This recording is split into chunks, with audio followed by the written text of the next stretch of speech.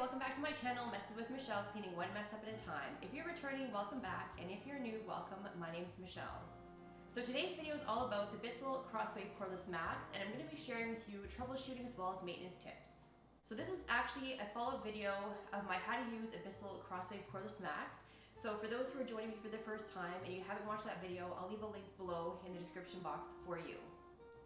I want to make sure that you wait to the end of this video and you don't click off, because I want to share with you some very important information that I've learned about the Crosswave and that I think that you should also know as well, so you don't have the same issues that I fell into, and the reason why I have a new system that was sent to me by Bissell. So if you're new to my channel and you haven't already done so, make sure you consider hitting that subscribe button, because it definitely helps support my channel, and I definitely want to share my messy journey with you because I share DIY videos, how-to videos, as well as lots of cleaning motivation. So without further ado, let's jump in and start the maintenance and troubleshooting tips. So here's a quick unboxing of my second Crosswave Cordless Max. So my very first piece of advice before you even actually use the machine is when you unbox it and you're charging it for the first time, take that time, 5 to 10 minutes, and sign up for Bissell's 2-year limited warranty on your Crosswave Cordless Max. For those who've actually purchased the machine, know this is a huge investment, and personally, I want to make sure that I'm covered if I am investing into a product, and if there are problems, I want to make sure that they can be resolved. As personal experience, the warranty definitely helped me out because I did run into some trouble, and that's why I was able to get a brand new machine hassle-free. So number one step, always sign up for the warranty. Next, we're going to talk about streaking on your floor and reasons why this could be happening. First, check to make sure you have enough clean water in solution. The small area covers 350 square feet and the large area covers 750 square feet. Now that you check to make sure that you have enough solution, double check that you have the right mode on for hard surfaces or carpeted areas, depending what you're cleaning. Make sure when you are cleaning hard surfaces to hold down the trigger and do even strokes along the floor. I've noticed that when I'm cleaning my floor, if I hold the trigger down too long, I do get these water droplets that are dirty because my roller is oversaturated. So I just release the trigger, and you'll notice that when I release the trigger, the light at the front goes off. And right now you're just sucking up any excess water that could be on the floor, and that causes those streaks. Let's jump in and talk about reasons why the water and formula are not spraying. So first, remove the clean water reservoir and make sure you inspect it for any cracks or damage that could be possibly leaking in the machine. Also, remove the gasket to make sure that there's no cracks as well. I actually had the opposite happen where I didn't put the cap on tight enough, and I actually had the water pour out when I flipped it upside down. Next, if there's no damage to the container, put it back into the machine, and while it's in the upright position, turn the machine on and press the trigger multiple times for about 10 to 15 seconds. You'll see at the very bottom those two little lights, you'll see water spurting out. So if you don't see any water coming out while the guard is off, just make sure you wipe them down to see if there's any sort of possible obstructions on your machine. So if the water is coming out and everything looks good, pop back on the guard and you're ready to go. So now we're moving on to loss of suction and possible reasons why this could be happening with your machine. First, remove the dirty water tank from the machine, followed by removing the roller guard as well as the roller from the machine.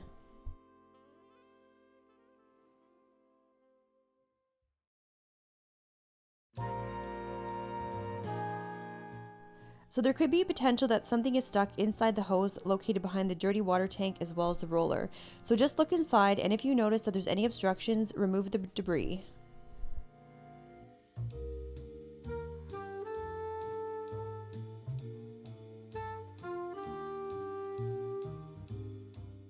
Once the obstruction has been moved, you can reassemble your machine.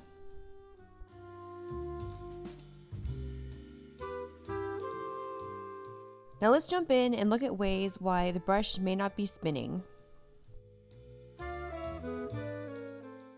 First, you're going to remove the guard from the front of the roller. As you're going through the process, you're going to check to see if the actual roller has any string or anything that could be tangled up, such as hair, that needs to be removed. If there's anything of the sort, just remove it and give it a good cleaning. And also make sure that you check to make sure that this part here is free of any wound up hair and that it's spinning freely as you're doing your inspection. And also make sure to see if there's anything that could be trapped in the actual base that could be preventing the brush from spinning, such as hair or string as mentioned. Next, we're going to talk about the machine automatically turning off. As you're cleaning your floors and you notice that the machine powers off automatically midway through, you may need to dump the dirty water tank. You'll see here this flashing orange light indicates that you have to dump the tank, and you'll also notice on the actual dirty water reservoir there is a line indicating the max level of water. So all you have to do is to remove this pet strainer and then just dump out the contents of the dirty water tank. Once you're finished dumping out the water, reassemble and place it back into the machine, and then you're going to be able to use your machine once again and continue your cleaning.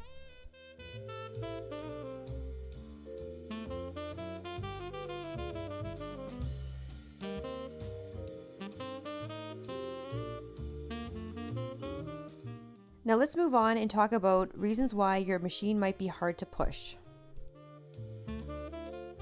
First, check to see if any hair or string got caught up in the wheels. If so, make sure to remove it. If that's not the case, double check there's no sticky substances on the wheels.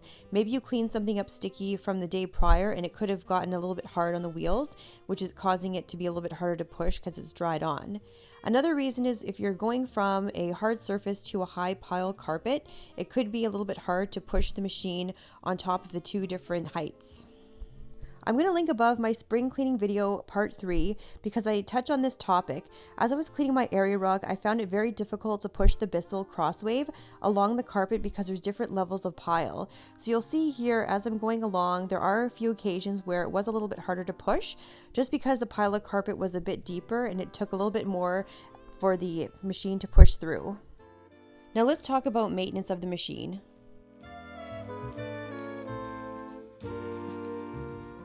It has been recommended by Bissell that the roller lifespan is 10 hours. So you'll see at the very back, the roller that I've been using quite frequently is pretty dirty. So even though this is a self-cleaning machine, sometimes you have to manually wash the rollers just to give it a nice thorough cleaning. So I'm just going to show you how I rinse off the roller, and it's nothing special. I just rinse it underneath the faucet and then I just set it aside to air dry to make sure that it's fully dry before I use it again.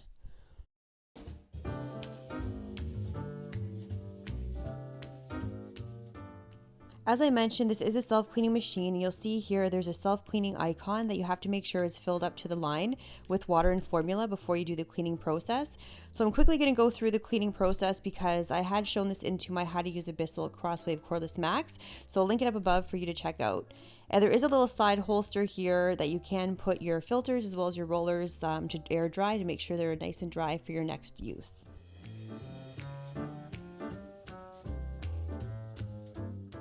So if you're not having any power, definitely double check to make sure that the machine is fully charged, and if not, place it back on the docking station to fully charge. Now you also want to check to make sure that the handle is fully inserted because that can be a reason why there's no power. So this is getting into the reason why I had to return my Crosswave to Bissell and get a new one, because as you can see, as I placed it on the base, nothing happened, versus when I put the new one on, it starts charging like it's supposed to. Then you have these two dreaded beeps as well as two red lights, and I'll start talking about exactly what this means and what you should look out for. So as you just saw, there was two red blinking lights on the machine. I tried putting back on the docking stations multiple times, and I wasn't able to get any sort of power whatsoever to the machine to start charging. I wasn't able to reset it. So when I called Bissell, as soon as I told them the issue, they said it's an error message, and without even asking any further questions, they said that they're going to send a new machine. So it sounds to me like this has been a common problem, and I asked what the issue could possibly be, and they had mentioned that it could be an indication of being on the docking station too long. So usually what I would do is I place my machine on the docking station, charge it to full charge, unplug the machine, or take the machine actually off the docking station. But I had a longer period of time where the machine just sat on the docking station, thinking that was totally fine. But I think with their product, it's supposed to stay on the docking station or have the intention to, but in reality, if you put it on there too long, it will possibly maybe fry the machine somehow or cause that error message. So I strongly encourage you, when you are charging your machine, after it's fully charged, take it off the docking station or unplug the machine to avoid any complication that I had. But working with Bissell, it was amazing. I had no problems whatsoever, and the machine came within 5 days, which is awesome because I was definitely missing my machine in my everyday cleaning routine. So going back to the very first part of this video, I did mention get your warranty, and that is because if there's any issues that you're not able to resolve on your own by watching this video and troubleshooting and fixing the problem, then you can call Bissell and they can help you out and they can give you an idea of what would be the next steps. So I encourage you to look at Bissell's website, look for troubleshooting as well if there's anything that maybe I didn't cover. The one thing I noticed in their manual is that they actually don't have any troubleshooting tips whatsoever. They refer you back to their website. So if you are looking to have their manual with troubleshooting, unfortunately my copy did not have it. I'm not too sure if older copies do, but you do have to go on their website in order to get any sort of information about troubleshooting. So I really hope you enjoyed this video and that you found it helpful, and hopefully if you have any problems, which I really hope you don't, that you're able to use them and hopefully resolve those issues. If you like these types of videos, make sure you give it a thumbs up. And if you haven't already done so, make sure you remember to hit that subscribe button. If you like these types of videos, I'll see you in my next video on a Sunday.